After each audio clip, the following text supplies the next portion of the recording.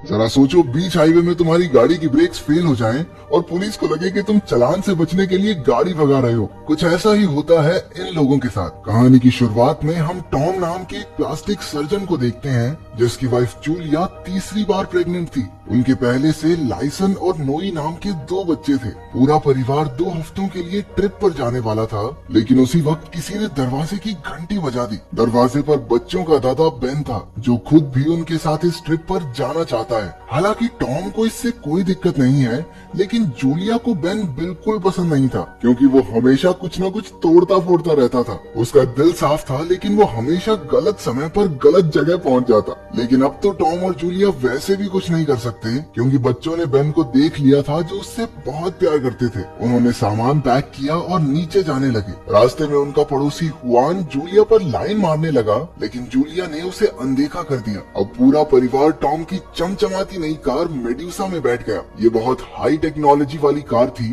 जिसके सारे फीचर तो टॉम को भी नहीं पता थे। उसने सोचा कि ट्रिप के दौरान तो उसे गाड़ी की समझ आ ही जाएगी। अचानक से नोई को याद आया कि उसकी टॉय गन तो घर पर ही छूट गई है, और दूसरी तरफ बेन को भी हल्का होना था। इसलिए दोनों दादा पोता फिर से ऊपर गए। बेन ने गलती से टॉयलेट पेपर्स टॉयलेट में ही गिरा दिए। उसने उन्हें नीचे दबाने की कोशिश की, लेकिन इसी चक्कर में टॉयलेट से पानी ओवरफ्लो होकर बाहर गिरने लगा। बेन उसे ऐसे ही छोड़कर बाहर आ गया, लेकिन तभी उसके बेटे ने उस पर नकली गोली चला दी, क्योंकि उसे लगा था कि घर में चोर घुस आया है। इसके बाद उसे अपनी पेशेंट सिसिलिया का कॉल आया, जिसने होठ बड़े करने वाली सर्जरी करवाई थी। उसके होठों में जलन हो रही थी, लेकिन टॉम ने कहा कि ऐसा होना आम बात है। इसके बाद सब गाड़ी में आराम से बैठ गए, मानो कुछ हुआ ही नहीं। ट्रिप शुरू हो गई और बेन ने तुरंत जूलिया को गुस्सा दिलाना शुरू कर दिया। 1 घंटे बाद बच्चों को भूख लगी तो वो स्नैक्स लेने रुक गए। वहीं बेन को नीले बालों वाली एक लड़की मिली, जिसका नाम मेलेडी है। मेलेडी ने कहा कि उसकी माँ उसका सामान लेकर गाड़ी में चली गई और उसे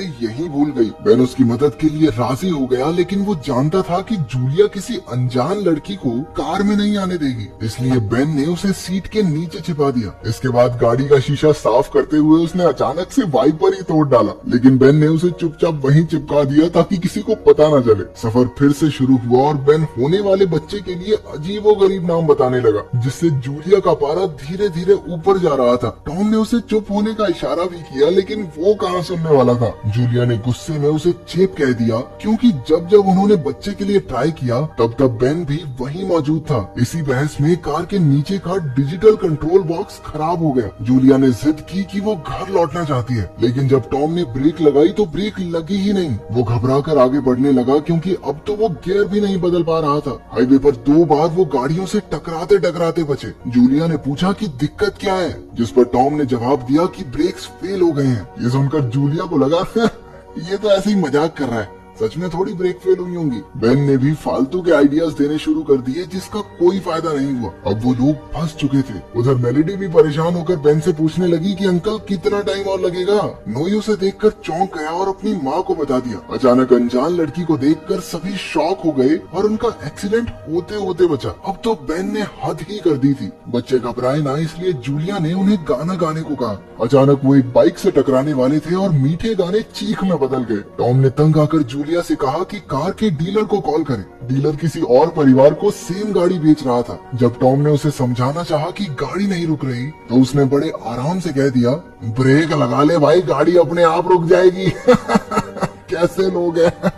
उधर मेलेडी को अपनी माँ की गाड़ी दिख गई। वो चिल्लाकर उसे पुकारने लगी, लेकिन उसकी माँ को कुछ सुनाई नहीं दिया। अचानक उसने नकली गन छीनकर टॉम के सर पर रख दी। उसे लग रहा था कि ये लोग उसे किडनैप करके ले जा रहे हैं। बाकियों ने उसे शांत करने की कोशिश की, लेकिन उसने टॉम पर गोली चला दी, जिससे वो बाल बाल बचा। बेन ने उसकी नाक पर जोरदार घुसंड दिया और गन वापस छीन ली। पागल सी।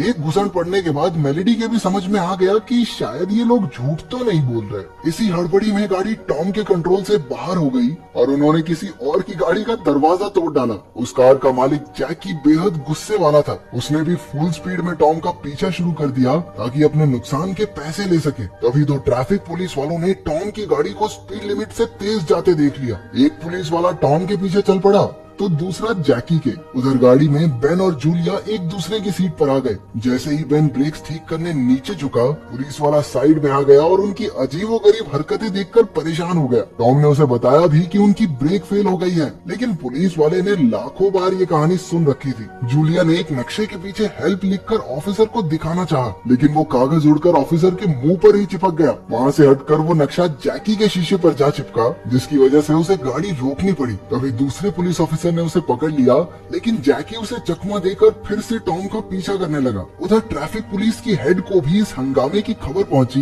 लेकिन उसे भी लगा कि टॉम चालान न कटवाने के लिए झूठ बोल रहा है। आखिरकार उनकी गाड़ी एक क्रॉस बॉर्डर चेक पॉइंट पर पहुंची। टॉम ने कई बार गाड़ी इधर उधर हिलाकर एक्सीडेंट होने से रोका। अब तो ट्रैफिक पुलिस की हेड को भी लगा कि मामला सीरियस है। उसने कार और उसके मालिक की जांच के ऑर्डर्स दे दिए। उनका पीछा करते करते जैकी भी बॉर्डर क्रॉस कर गया। ये बंदा अपने पैसे लेके ही मानेगा। टॉम ने विंडशील्ड पर स्प्रे चला दिया, लेकिन तभी बेन की मेहरबानी से वाइपर टूटकर नीचे गिर गया। बेन एक कपड़ा लेकर सनरूफ से पानी साफ करने पहुंच गया। उसकी तो जान जाने ही वाली थी। इसके बाद बेन ने खतरों का खिलाड़ी बन के शीशे को साफ किया। इसी मुसीबत में सिसिलिया का फिर से कॉल आ गया। उसका चेहरा और होंठ गुब्बारे की तरह फूल चुके थे। टॉम ने ऐसे ही कोई नकली नुस्खा बताकर अपनी जान छुड़ाई। अब वो 2 घंटे से लगातार गाड़ी चला रहा था, जिस वजह से उसके कंधे दर्द करने लगे थे। बहुत मिन्नतें करने के बाद बेन उसकी जगह पर आकर गाड़ी चलाने लगा। उधर शोरूम में डीलर ने नए परिवार को गाड़ी में बैठा दिया। तभी टॉम ने उसे कॉल करके बेकार गाड़ी देने के लिए काफी सारी गालियां दी। उधर वो नया परिवार भी गाड़ी में फंस गया।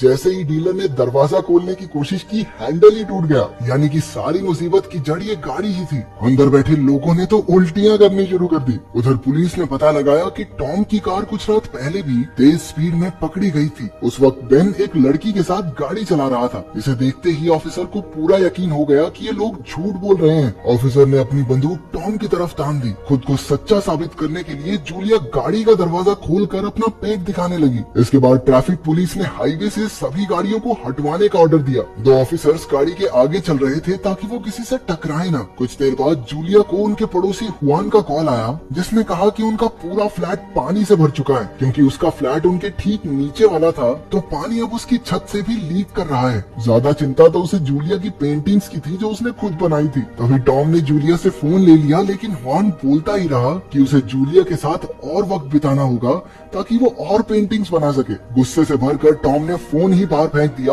और जूलिया से पूछा कि आखिर ये सब चल क्या रहा है। ये साफ हो चुका था कि जूलिया का हुआन के साथ चक्कर चल रहा है, जबकि जूलिया ने जवाब दिया कि ये तो 1 साल पुरानी बात है, अब तो मैं उससे बात भी नहीं करती। लेकिन टॉम के दिल को इस बात से कोई शांति नहीं मिली। तभी जूलिया कहने लगी कि वो भी टॉम की सेक्रेटरी के साथ उसके अफेयर के बारे में जानती है। फिर उन्होंने फैसला किया कि अपने अपने चक्कर को घर में जाके ही सुलटाएंगे। तभी बेन का एक बार फिर से जोरदार प्रेशर बन गया, तो हल्का होने के लिए उसे एक लिफाफा दिया गया। उस लिफाफे को उन्होंने खिड़की से बाहर फेंक दिया, जो सीधा जाकर जैकी के मुंह पर लगा। ये बंदा फिर भी नहीं रुका और सर पर बाल्टी डाल के उनका पीछा करने लगा। अब एक आखिरी तरकीब लगाकर टॉम ने एक्सेलरेटर दबा दिया ताकि गाड़ी और तेज चले और पेट्रोल जल्दी खत्म हो जाए। सब आंख बंद करके गाड़ी के तेज होने का इंतजार करते रहे, लेकिन ऐसा कुछ हुआ ही नहीं, क्योंकि उसका गैस पेडल भी टूट चुका था। कुछ ठीक भी है इस गाड़ी में। डीलर को गालियां बकते हुए टॉम ने गैस पेडल भी खिड़की से बाहर फेंक दिया, जो पुलिस वाले को लगते लगते बचा। लेकिन उस बेचारे की बाइक क्रैश हो गई। तभी दोनों पुलिस वालों को कहीं से सिसिलिया की गाड़ी मिल गई,